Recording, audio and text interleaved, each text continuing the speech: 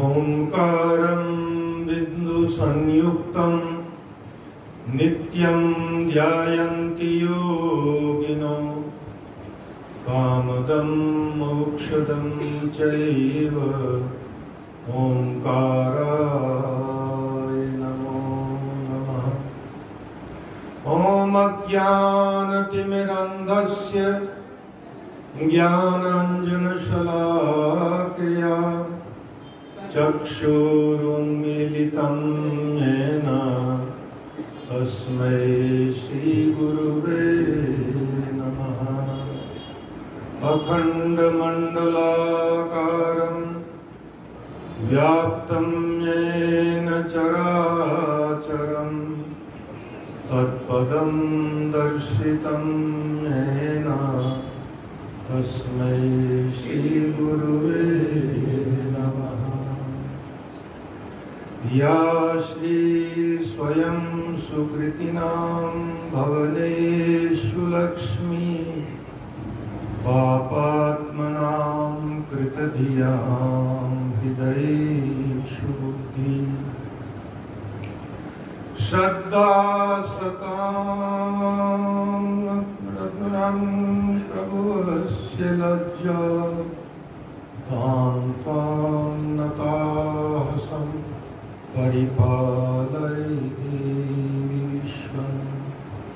सर्वमङ्गलमङ्गल्ये शिवे सर्वार्थसाधिके शरण्ये त्र्यम्बिके गौरी नारायणी नमोस्तुते नारायणी नमोस्तुते। बोलिए माँ जगदम्बा भवानी माँ की जय। जय माँ अम्बे जय जगदम्बे जय माँ अम्बे जय जगदम्बे जय माँ अम्बे जय जगदम्बे जय माँ। अब गाइए मात भवानी शरण दीजिए मात भवानी शरण दीजिए मात भवानी शरण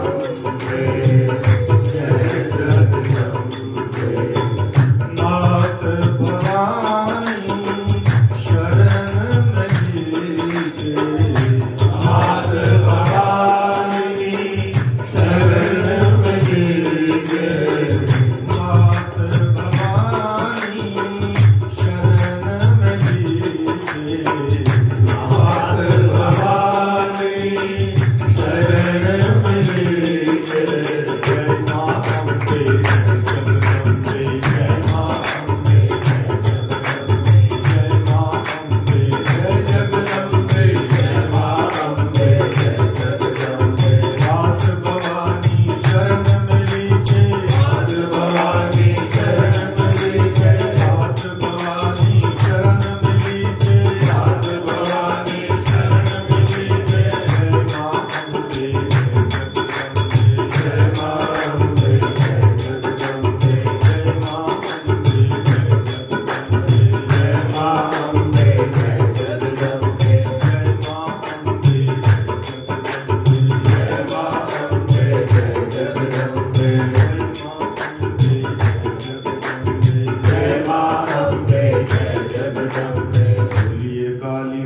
भानुमान की जय, सच्चिदानंद भगवान की जय, श्री बाल योगी जी महाराज की जय।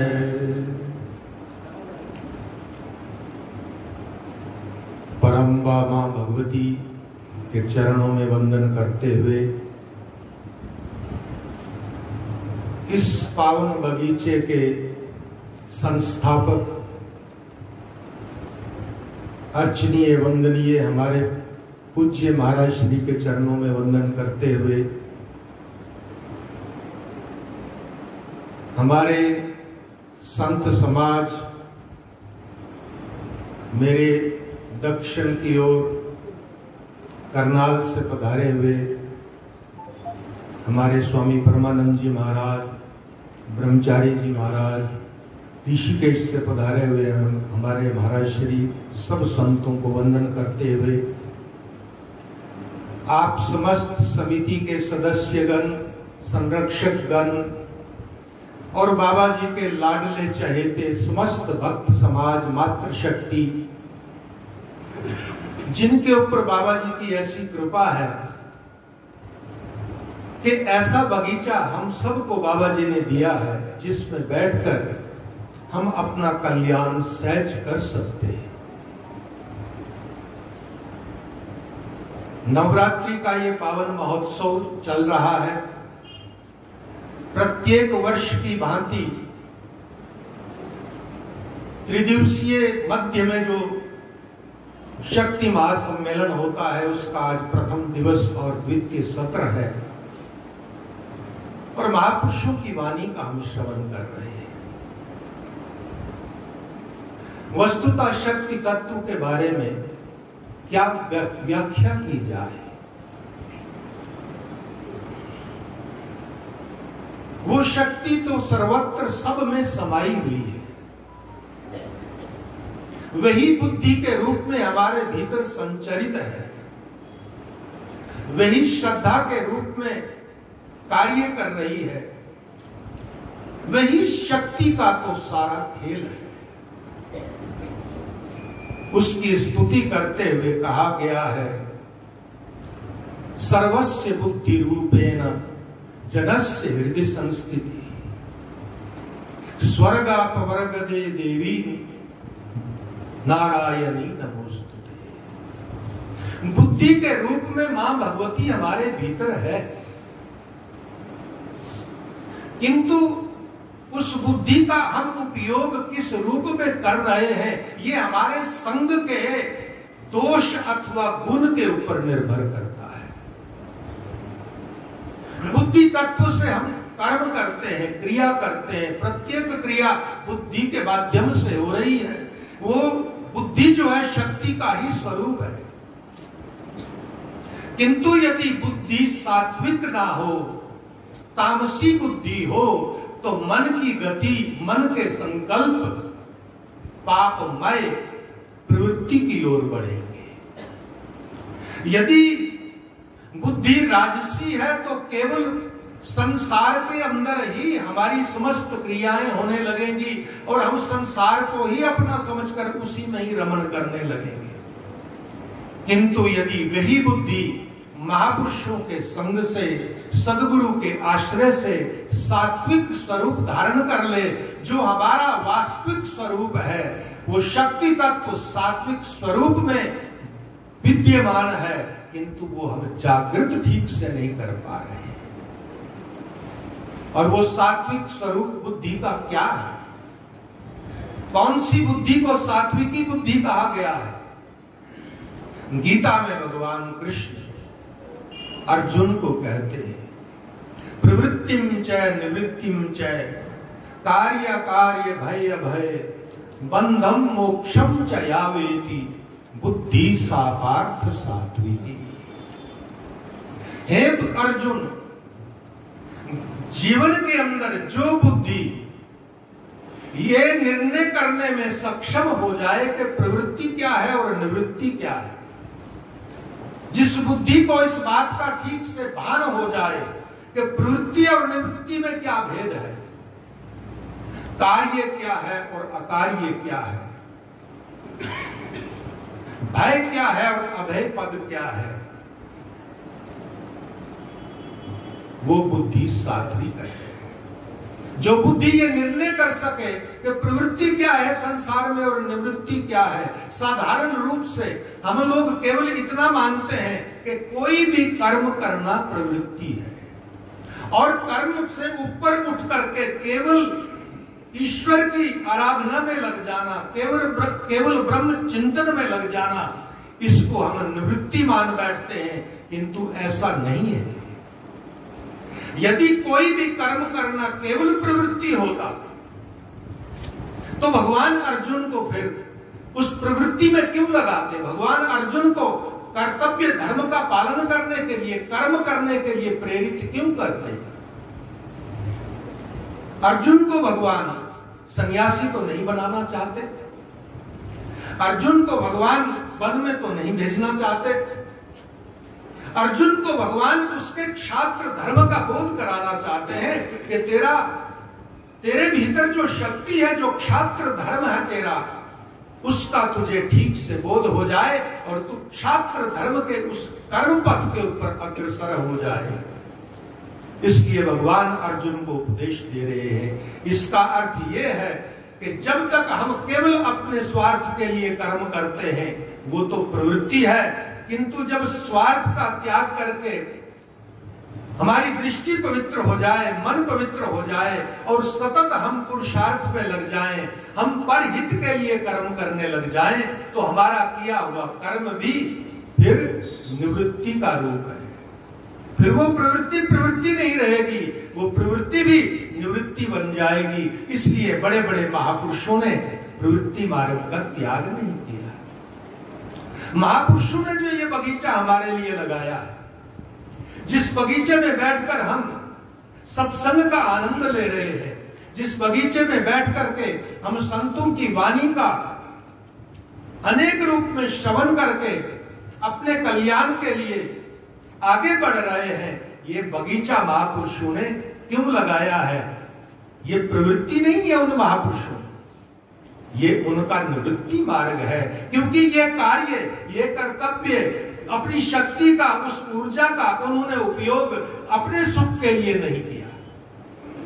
महापुरुष तो अपने शरीर को कुछ समझते ही नहीं है, अपने शरीर का कोई उनको मोह नहीं होता, अपने शरीर को भी वो पुरुषार्थ के लिए, परहित के लिए सहज जो है गला देते हैं, साधना करके, तप करके, और उसके बाद जो अनुभूति उनको होती है उस अनुभूति को अपने तक सीमित नहीं रखते, उस अनुभूति को जगत के अंदर फिर वितरण करते हैं।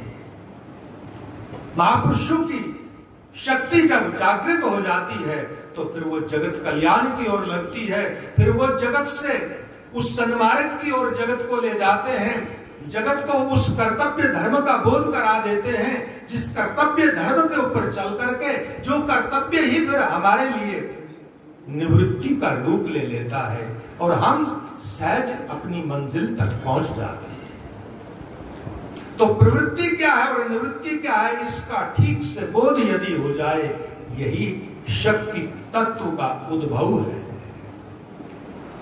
शक्ति भीतर है, बस उस शक्ति को जागृत करना है, अपने स्वरूप को समझना है, अपने कर्तव्य को समझना है, अपने कर्तव्य धर्म को समझना है, तो जीवन दिव्य हो जाएगा।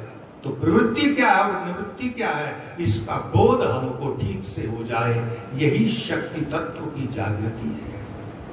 कार्य क्या है और अकार्य क्या है, कौन सा कर्म करने से हमारा भी हित है, जगत का भी हित है, परिवार का भी हित है, समाज का भी हित है, राष्ट्र का भी हित है, समूचे विश्व का हित है, इसका हमें बोध हो जाए कि कौन सा कार्य करने में हम सबका कल्याण है और कौन से कार्य को करने से हमारा भी अहित है, समाज का भी अहित है, राष्ट्र का भी अहित है, पूरे विश्व का अहित है, इसका बोध हो जाए और उसके बाद फिर हम केवल उन्हीं कर्मों को करने लग जाए जो शास्त्र विहित कर्म है, जो करने योग्य कर्म है, जो करने योग्य पुरुषार्थ है, जो करने योग्य सेवा है, जब वो बोध हमको हो जाए और हम फिर सबके कल्याण करने योग्य कर्मों को करने लग जाए, तो समझ लो हमारा शक्ति तत्व अब जागृत हो रहा है। परमात्मा ने अहेतु की कृपा करके हमको वो खजाना दिया है। प्रथम तो सबसे बड़ी वस्तु ये है कि मनुष्य शरीर ही हमको मिल गया। हम प्रातःकालीन सत्र में भी चर्चा कर रहे थे कि देवता लोग भी जिस शरीर को पाने के लिए सतत परमात्मा से प्रार्थना करते हैं, देवता लोग भी ऐसी चाह रखते हैं कि यदि हमको भी मनुष्य देह मिला होता तो हम भी परमात्मा की भक्ति करते, क्योंकि देवता लोग स्वर्ग के अंदर सुख तो भोग रहे हैं, किंतु देवताओं के पास नया पुण्य करने का कोई स्थान नहीं है। अपने जो किए हुए पुण्यों के कारण स्वर्ग लोग उनको मिला है, वो स्वर्ग में सुख भोग रहे हैं, किंतु नया पुण्य करने का स्थान नहीं है। एक मनुष्य ऐसा है जो नया पुण्य कर सकता है। परमात्मा ने हमारे संचित कर्मों का फल तो हमको मिल चुका है। हमने जो पूर्वकृत कर्म किए हैं उसका फल ये मिला है कि अन्य भोग योनि में न जाकर के परमात्मा ने हमको मनुष्य योनि दे दी, परमात्मा ने हमको मनुष्य दे दिया। किंतु केवल मनुष्य देह की प्राप्ति ही पर्याप्त नहीं है। जब तक मनुष्य देह की प्राप्ति के बाद मनुष्यत्व हमारे जीवन में नहीं आएगा, सच्ची मानवता जीवन में नहीं आएगी, तब तक केवल मनुष्य शरीर पर्याप्त नहीं है। मनुष्य शरीर तो कईयों को मिलता है। एक पापी से पापी व्यक्ति भी पाप करता है, शरीर तो मनुष्य के रूप में ही वो भी आया है। एक आतंकवादी नित्य दूसरे को पीड़ा देने के लिए ही सोचता है, दूसरे की हत्या का ही विचार करता है। देह तो उसका भी मनुष्य का ही है, किंतु दिशा ठीक नहीं है। तो मनुष्य शरीर की प्राप्ति के बाद उस दिशा को प्राप्त करना है। भगवान शंकराचार्य कहते हैं, दुर्लभम त्रयमेव एतद् देवानुग्रह हेतुकम मनुष्यत्वम मुमुक्षुत्वम महापुरुष संशया। ये तीन वस्तुएं बड़ी दुर्लभ है। मनुष्य शरीर की प्राप्ति के बाद भी ये तीन वस्तुएं दुर्लभ है। पहली वस्तु दुर्लभ ये है कि मनुष्य शरीर पाने के बाद भी सच्ची मनुष्यता जीवन में आए, ये बड़ा दुर्लभ है। ये तभी संभव है जब महापुरुषों की आज्ञा का हम पालन करें, उनके वचनों का पालन करें।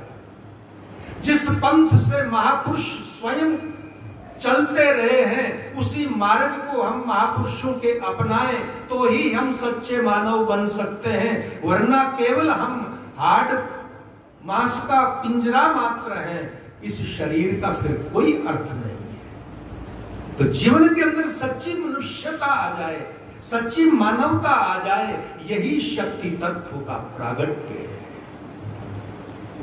दूसरी बात है मुमुक्षुता का भाव जागृत हो जाए, उस परमपिता परमात्मा की प्राप्ति का भाव जागृत हो जाए, उस शक्ति तत्व में एक होने का भाव जागृत हो जाए। हम वही शक्ति है, हम उसी ब्रह्म के हैं, हम उसी परमात्मा के हैं, उसके भिन्न हम है ही नहीं। भगवान स्पष्ट कहते हैं, ममे वांशो जीव लोके जीव भूता सनातन। प्राणी मात्र, जीव मात्र मेरा अंश है और वो सनातन है, नाशवंत नहीं है। आत्म तत्व नश्वर नहीं है, सनातन तत्व है, परमात्मा का अंश है, सुखमय है, आनंदमय है। फिर भी संसार में हम आए हैं, लेकिन सुख और दुख का ही अनुभव कर रहे हैं। कारण क्या है इसके पीछे? किस कारण से जीव संसार में आकर के सुखी और दुखी हो रहा है? इसके पीछे एक ही कारण है कि हमारी दिशा ठीक नहीं है। जिस संसार से हमारा संबंध नहीं है उससे हम संबंध मान रहे हैं, और जिस परमात्मा के साथ सच्चा संबंध है, जिसके हम अंश हैं, उससे हम विमुख हो गए हैं। परमात्मा से विमुखता जो है वही एक कारण है कि हम संसार में आकर के थपेड़े खा रहे हैं, सुख दुख का अनुभव कर रहे हैं। वस्तुतः संसार के संबंध, जब हमारा जन्म नहीं हुआ था तब संसार में हमारा संबंध नहीं था। हमारा जन्म हुआ, बाल रूप में हम जन्मे, माता पिता की गोद में आए, माता पिता ने हमको बोध कराने की धीरे धीरे कोशिश की, चेष्टा की। बालक थोड़ा बड़ा हुआ, 8 महीने का, साल भर का, 1.5 साल का, माता पिता बार बार उसको संस्कार देने लगे। बोल माता, बोल पिता, ये तुम्हारा भाई है, ये तुम्हारी बहन है, ये तुम्हारा अपना है, ये तुम्हारा अमुक है। तो उसको हम रिश्ते गिनाने लगे, उसमें संस्कार पड़ने लगे। जैसे जैसे संस्कार हमें दिए जाते रहे, हम वैसे वैसे संस्कारों में ढलते रहे। जिस संसार से वास्तव में एक दिन जिस संसार को छोड़ के जाना है, उसी संसार में धीरे धीरे धीरे फंसते गए। थोड़े से बड़े हुए, पुस्तकों से प्रीत बढ़ गई। माता पिता ने पुस्तकों में लगा दिया, शिक्षा में लगा दिया। कोई इंजीनियर बन गया, कोई डॉक्टर बन गया, कोई बड़ा व्यापारी बन गया, किसी ने बहुत धन कमाया, कोई गरीब रह गया, कोई दातार बन गया, कोई भिक्षुक रह गया। लेकिन अंत में जब समय आया, जब गया, भिक्षुक भी खाली गया और दातार भी खाली गया, व्यापारी भी खाली गया, बड़ा इंजीनियर बुद्धिमान भी खाली गया और मंद बुद्धि भी खाली गया। यहां से कोई भी वस्तु साथ ना गई, क्योंकि संसार के साथ हमारा सच्चा संबंध है ही नहीं। सच्चा संबंध केवल उस परम तत्व से, उस परमात्मा से है, जिसको पाने के लिए हमने जीवन में विशेष चिंतन किया ही नहीं। हम तो मंदिर में भी जाते हैं, महापुरुषों के चरणों में भी जाते हैं, तो कुछ न कुछ लौकिक ही मांग करते हैं। मुमुक्षुता किसके जीवन में है? कौन मोक्ष चाहता है? कौन मोक्ष की प्राप्ति चाहता है? कौन उस भगवत प्राप्ति के लिए अपना तन मन धन निछावर करना चाहता है? ये बहुत कठिन है। शंकराचार्य कहते हैं मनुष्य शरीर तो मिल जाता है, लेकिन सच्ची मनुष्यता आना बहुत दुर्लभ है। और मनुष्य शरीर तो मिल जाता है, पर उस शरीर में मुमुक्षुता का भाव जागृत होना बड़ा दुर्लभ है। और यदि ये दो बातें हो भी जाएं, तो फिर उस मुमुक्षुता को किसके चरणों में रखना, कहाँ रखना, उस मुमुक्षुता का भाव किसके चरणों में रखना, ऐसा कोई सदगुरु मिलना, फिर ऐसा कोई परमात्मा का प्रेमी संत मिलना बड़ा दुर्लभ है। और यदि मान लो परमात्मा की ऐसी कृपा हो जाए और ऐसे महापुरुष, ऐसे सदगुरु संत के चरण मिल जाए, और उसके बाद भी हम अपना कल्याण ना कर पाए, तो फिर हमसे बड़ा दुर्भाग्यशाली दूसरा कौन हो सकता है? ऐसे समर्थ महापुरुषों की शरण हमें मिली, जिन्होंने अपने जीवन के अंदर संपूर्ण जीवन जगत के कल्याण के लिए साधना में गला दिया। आप लोग तो बाबा जी के साथ कैसे कैसे समय आप लोगों ने आनंद लिया है। प्रातः 3, 3:30 बजे से दिनचर्या का बाबा जी के साथ आरंभ होना, और रात के 10-11 बजे तक कोई क्षण ऐसा नहीं जिस क्षण में केवल और केवल पुरुषार्थ की बात ना, कोई क्षण ऐसा नहीं जिस क्षण में सेवा की बात ना, कोई क्षण ऐसा नहीं जिस क्षण में दूसरे की पीड़ा को दूर करने की बात ना हो, कोई क्षण ऐसा नहीं कि संतों की सेवा का चिंतन ना हो, कोई क्षण ऐसा नहीं कि दूसरे के हित के लिए सतत चिंतन ना हो। इतना सानिध्य पाने के बाद भी यदि हम अधूरे रह जाएंगे, तो फिर हमारा बड़ा दुर्भाग्य होगा। इसलिए अभी भी समय है। बीत गई सो बीत गई, अब आगे का कुछ चेत कर, जागृत हो जाओ। समय बड़ा बलवान है, समय एक जैसा नहीं रहता। आज की जो घड़ियां हमको मिल गई हैं, जिन घड़ियों में बैठ करके हम यहाँ चिंतन कर रहे हैं, चर्चा कर रहे हैं, श्रवण कर रहे हैं, जो समय निकल जाएगा, पुनः हम लाखों रुपया खर्च करें, ये घड़ियां तो वापस आने वाली नहीं है। बीता समय कभी लौट कर नहीं आता। इसलिए जो समय की कदर करता है वो पा लेता है।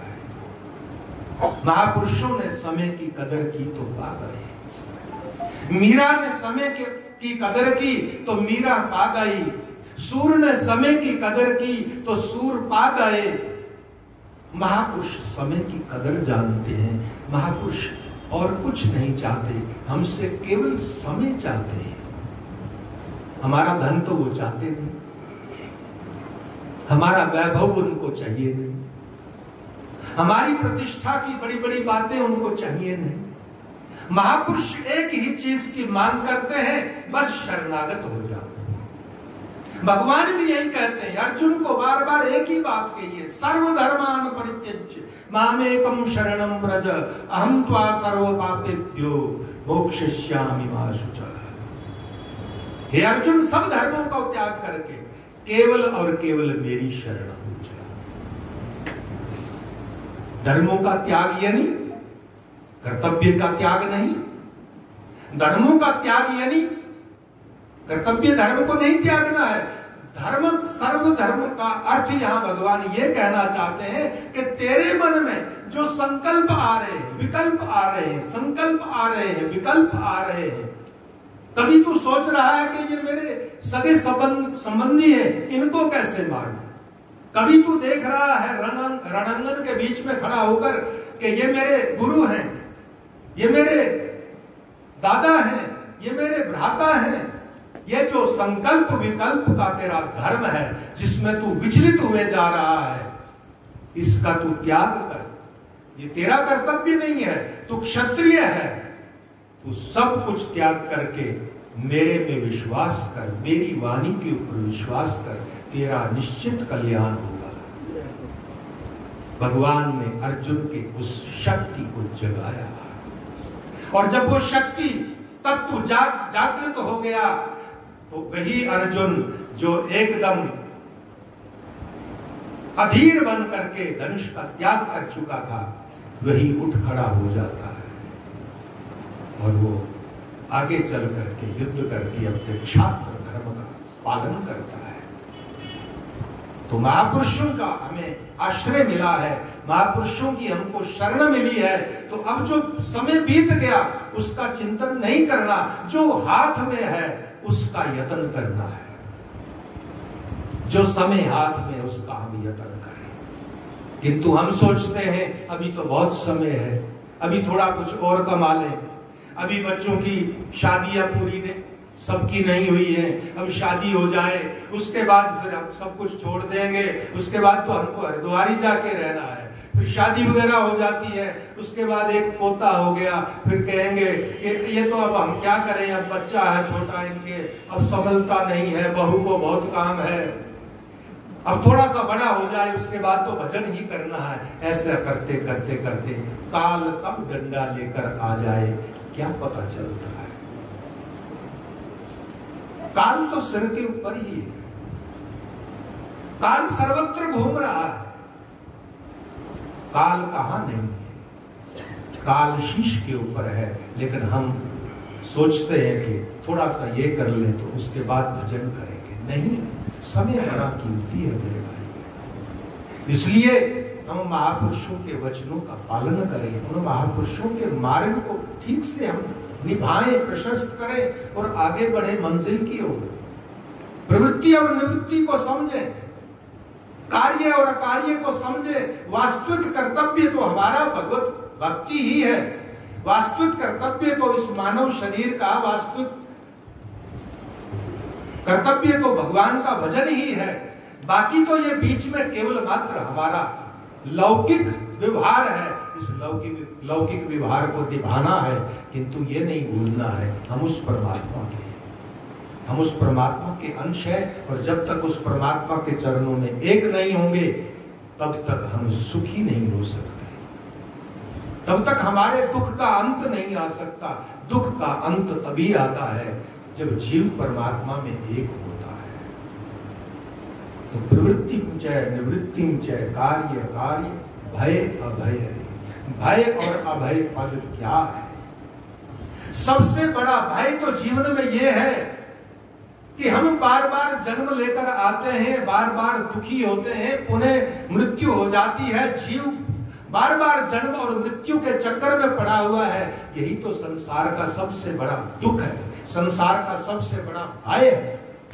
पुनरपि जन्मम पुनरपि मरणम पुनरपि जननी जठरे शयनम। बार बार जीव जन्म लेकर आ रहा है, बार बार मृत्यु हो रही है, अपना कल्याण नहीं कर पा रहा। यही सबसे बड़ा दुख है, यही सबसे बड़ा भय है संसार, यही सबसे बड़ा बंधन है। जन्म मृत्यु का बंधन ही सबसे बड़ा बंधन है। संसार के बाकी जितने बंधन है ये तो छोटे मोटे बंधन है, इनसे तो व्यक्ति छूट जाता है अथवा तो प्रारब्धवश अपने आप छुटकारा मिल जाता है। धन किसका साथ देता है? आज धन कमा लिया, कल क्या जाने वो हमारा रहने वाला है या नहीं रहने वाला, छूट जाता है। संतोष भी कभी कभी जीव कर लेता है, लेकिन सबसे बड़ा दुख तो यही है, सबसे बड़ा बंधन तो यही है। बार बार जन्म, बार बार मृत्यु के बंधन में हम बंधे हैं। इससे छुटकारा कब होगा हमारा? इस बंधन से मुक्त कब होंगे हम? ये मनुष्य जीवन इस बंधन से मुक्ति के लिए मिला है। बाकी जितनी योनियां हैं वो भोग योनि है, वहां पर ऐसा विवेक जागृत नहीं हो सकता। पशु पक्षी विचार नहीं कर सकता कि धर्म क्या है अधर्म क्या है। पशु पक्षी विचार नहीं कर सकता है सत्य क्या है असत्य क्या है। पशु पक्षी विचार नहीं कर सकता कर्तव्य क्या है अकर्तव्य क्या है, किंतु मनुष्य शरीर में ये हो सकता है। मनुष्य विचार कर सकता है। सत्संग के द्वारा, महापुरुषों के संग और वाणी के द्वारा वो निर्णय कर सकता है कि सत्य क्या है असत्य क्या है, कर्तव्य धर्म क्या है और अकर्तव्य क्या है। ये निर्णय हम कर सकते हैं मनुष्य शरीर में। ये मनुष्य शरीर मिला ही इसीलिए है हम, इसकी प्राप्ति इसीलिए हुई है। परमात्मा ने अहेतु की कृपा करके अनेक जन्मों के जब पुण्य एकत्रित हुए हैं तो ये मनुष्य शरीर की प्राप्ति हुई है।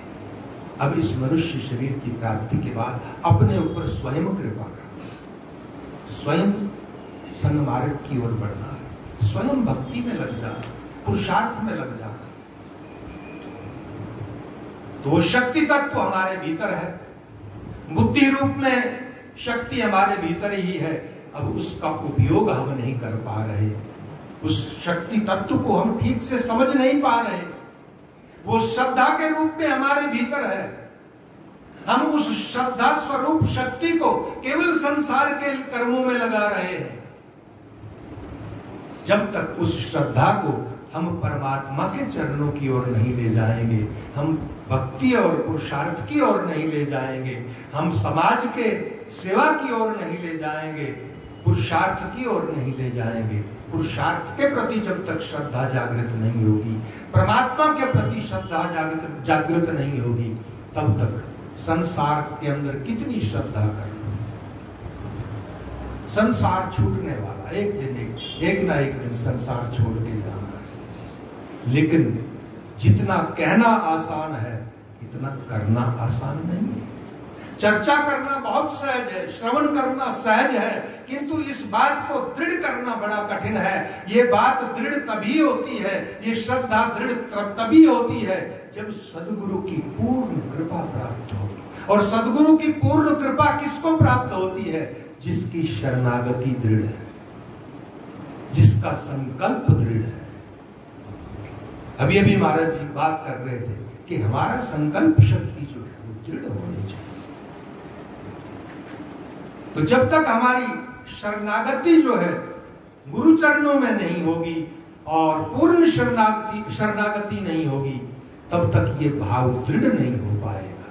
और जब तक ये भाव दृढ़ नहीं होगा तब तक हम भक्ति नहीं कर पाएंगे, तब तक हम साधना नहीं कर पाएंगे। तो ये मनुष्य शरीर जो हमको मिला है बड़ा दुर्लभ है। सर्व शक्तियों से संपन्न ये शरीर है, भीतर सब कुछ है, बुद्धि के रूप में वो शक्ति भीतर है, श्रद्धा के रूप में वो शक्ति भीतर है, दया के रूप में वो शक्ति भीतर है, क्षमा के रूप में वो शक्ति भीतर है, किंतु वो दया प्रकट तो हो जाए, वो क्षमा का भाव प्रकट तो हो जाए। आज मनुष्य क्या कर रहा है? आप रोज अखबार में पढ़ रहे हैं, रशिया का और यूक्रेन का युद्ध चल रहा है। किस ओर जा रही है मनुष्य की श्रद्धा? लाखों लाखों लोगों का संहार हो रहा है। किस ओर जा रही है यह मनुष्य की श्रद्धा? देह तो उन सभी का मनुष्य का ही है, लेकिन चिंतन किधर जा रहा है? कौन से क्रिया कर की ओर बढ़ रहे हैं? वो विनाश की ओर वो जा रहे हैं। इसी प्रकार से हमारे जीवन में भी हम अपनी श्रद्धा को विनाश की ओर ना ले जाएं, अपनी श्रद्धा को सहज परमात्मा की ओर ले जाएं, पुरुषार्थ की ओर ले जाएं। तो ये जो सुंदर अवसर परमात्मा ने हमको दिया है, बाबा जी ने जो हमारे ऊपर कृपा की है, एक ऐसा बगीचा लगा गए हैं कि इस बगीचे में अब हमको और विशेष कुछ नहीं करना है। लगा हुआ पौधा है, हरा भरा पौधा है, फला फूला पौधा है, केवल बस थोड़ा थोड़ा जल डालते रहना है, लेकिन भाव निर्मल हो, श्रद्धा निर्मल हो, सात्विकी बुद्धि हो, आंख में समता हो। समता के भाव से इस बूटे को सींचते रहें, श्रद्धा के भाव से इस बूटे को सींचते रहें, तो हमारा तो कल्याण होगा ही, हमारी पीढ़ियां तर जाएंगी, ना जाने कितनी पीढ़ियों का उद्धार हो जाएगा। क्योंकि संस्कार कौन देगा? आने वाली पीढ़ी को संस्कार देने वाले तो हम आप हैं। हम यदि दृढ़ भाव से, श्रद्धा भाव से, निष्ठा भाव से इस पौधे को इसी प्रकार से हरा भरा रखेंगे, आने वाली पीढ़ियां भी संस्कार के अनुरूप हमसे सीखेंगी। ये बगीचा सदैव हरा भरा रहेगा। तो महापुरुषों की, संतों की बड़ी आहितों की कृपा है, जिन्होंने ऐसा पावन बगीचा लगाया है।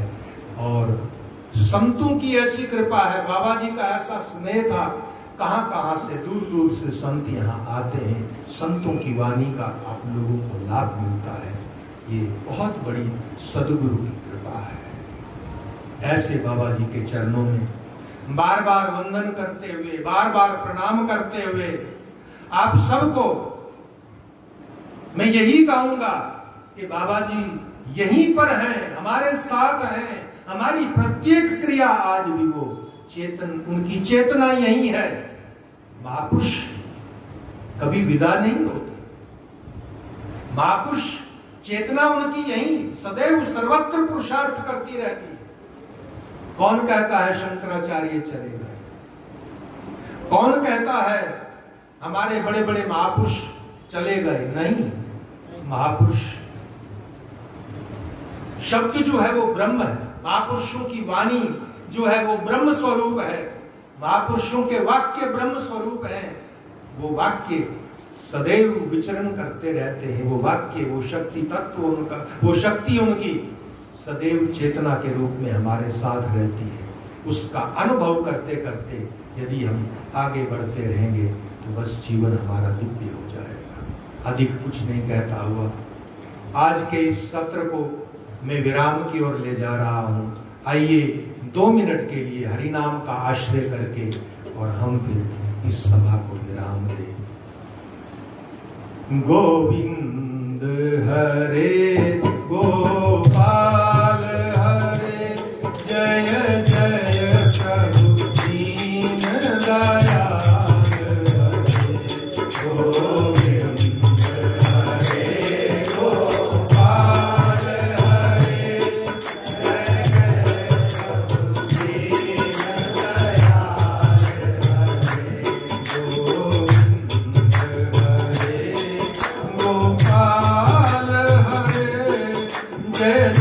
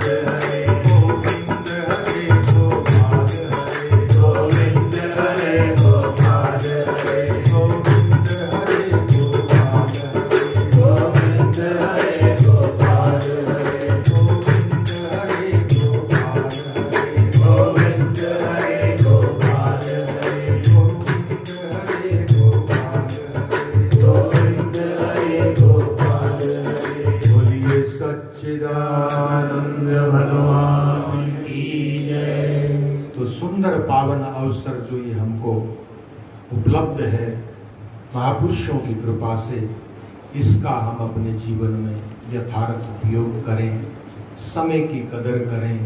समय बहुमूल्य है, बार बार ये समय हाथ आने वाला नहीं है, इसलिए इस समय का हम सतत सदुपयोग करें और अपने जीवन का कल्याण करें। यही शब्दों के साथ आज के इस सत्र को मैं विराम की ओर ले जा रहा हूँ।